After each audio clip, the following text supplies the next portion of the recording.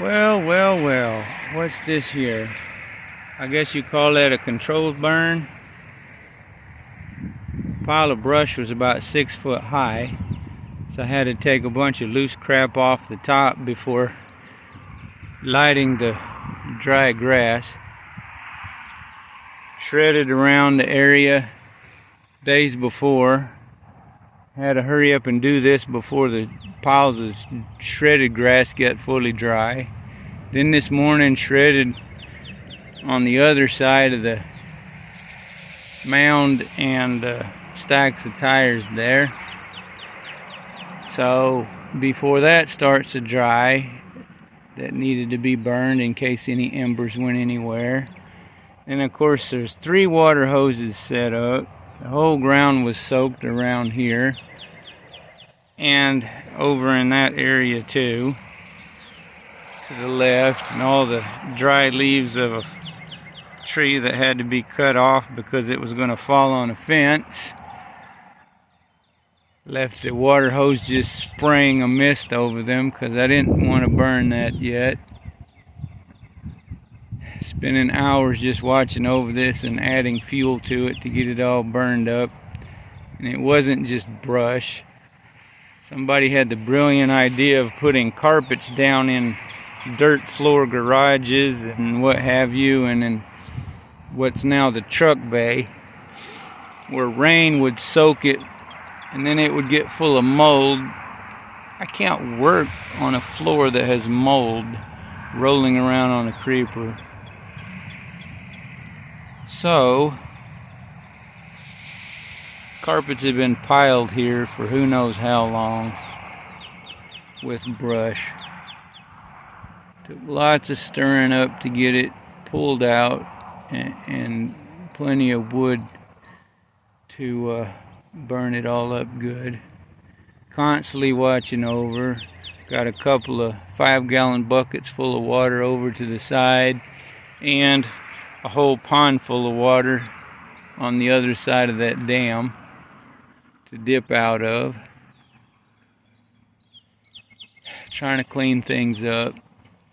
That right there is used for zeroing things in and sharpening skills and practicing so forth. Once upon a time that was meant to be some sort of a storm shelter, like these, what do they call them, earth houses or whatever. People stack car tires and pound them full of dirt. Well, I had to do all this with a backhoe that I showed a couple years ago. And since then, things have shifted and they're tipping this way and that. I'm going to have to use the auger, now that the tractor's finally fixed and usable, to punch in some holes in the corners between tires and put in some old crooked cedar posts that I got to block the gaps, but also maybe to support some sort of a roof. Because even if it doesn't become what it was intended, hey, if it's got a roof over it, it'd make a nice warm hog shed. And a pen out this way after getting this mess cleaned up. And sure enough, the fire went out at first. The grass is burned up, and it wasn't hot enough to catch the little branches on fire, so I had to get some old rotten fuel and put it on there, and yeah, that stuff got hot. It won't make a vehicle go, but it made that go. And there's fire extinguishers in every vehicle. There's supposed to be one on the tractor, but I haven't mounted it there. Mower's got one, and all kind of stuff. We've got to make sure we're prepared for fires they might ignite from somebody making a mistake with a situation like this here, or from whatever else. From heat coming up from beneath, from deep magma movement, like we've tried to show, or from supposedly the Texas Panhandle had an old weak electric wood pole break and let the cable come down and spark. And so now apparently the power company up there is being sued for the loss of homes and such.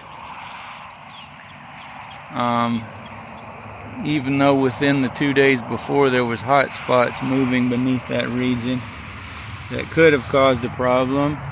And then of course there's all these different technology that lots of people are blaming it on that had nothing to do with it. But let's keep in mind that who knows, those people using that technology might be waiting until there are natural events they can blame it on. We don't know. The main thing is to be prepared. You know, you got people freaking out and painting their roofs blue all over the place, and oh, Joe said they didn't have the right roof. If you have a tar paper shingle roof, that tar paper and the tar on it and so forth, yeah, there's a little grit of gravel over it, like sand, fine stuff, but it's made from crude oil. Oil is flammable, just like the old grease that I dumped on this out of numerous jars that came from the fry pan in the kitchen when cooking, you know. Crumble fry some meat and then drain the grease off before finishing the cooking, so you're not getting all that in your gut.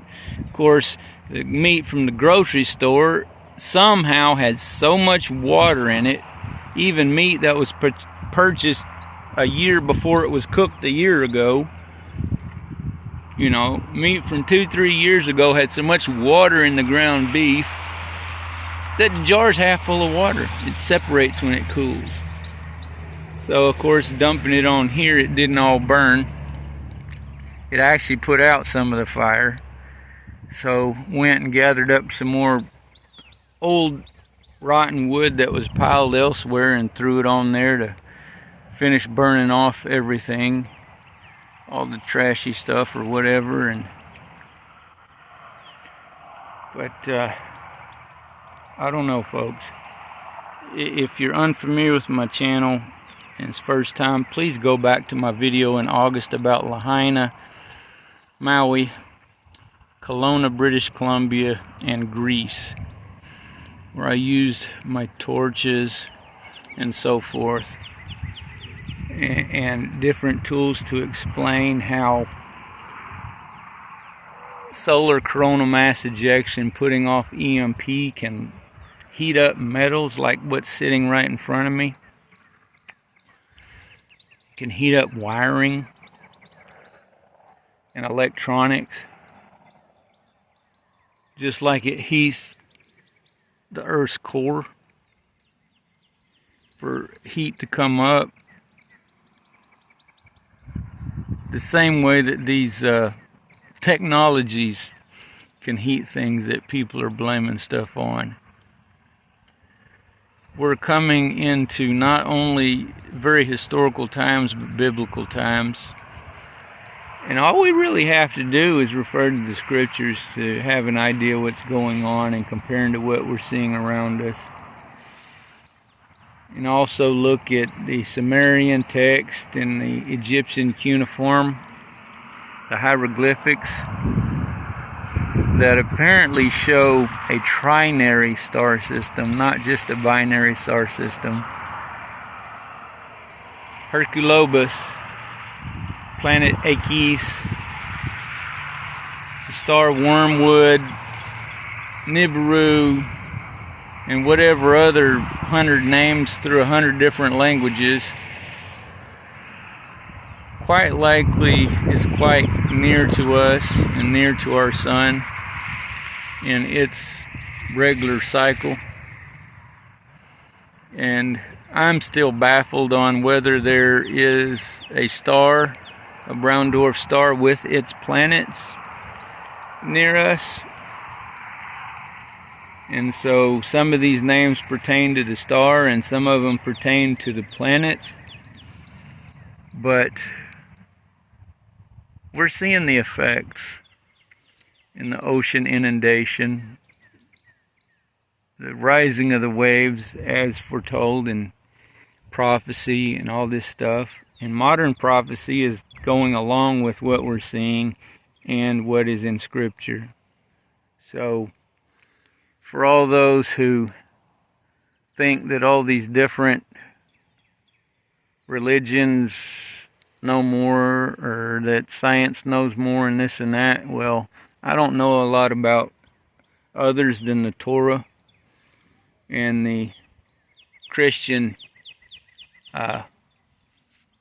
New Testament, following it. But Scripture I've gradually learned throughout my life, I'm seeing unfold, as many of you are, so please be aware. I'm going to wish you a blessed day for those that manage to hang on for more than 30 seconds or 30 minutes. Be prepared. Have your shovels, rakes, and hose. Carry something of that nature in your vehicle. At least 2 fire extinguishers. Have plenty of water hoses, buckets, holding tanks, catching rainwater from your roofs. Everything you can. You can use it to survive. You can use it to provide, to try to grow your own food. Or you can use it to try to have everything that you've gathered together for yourself and your shelter from being destroyed. Be your own first responder. Help others to learn. There's so much I need to learn. So much. Because we need defense, we need medical, we need food production and preservation and everything. That includes your proteins. Don't be scared of getting your hands a little bit icky. You gotta learn, folks. Or learn part and work with others that know the other part. Help one another. Thankfully, I got friends and family around, because I sure don't have a tribe and I'm not looking for one, but I'd gladly help others find it. Go to survivaltribenetwork.com, set up by Wise Owl at her great expense, as she was attempting to help Greg Allison on Green Greg's with all the emails sent to him of people wanting to work together to set up their own micro communities. It's available to you free. If you can find their donation tabs, if she's got one on the website or Greg has one on his Green Greg's web farm, please consider helping them out. All these folks helping others are struggling themselves.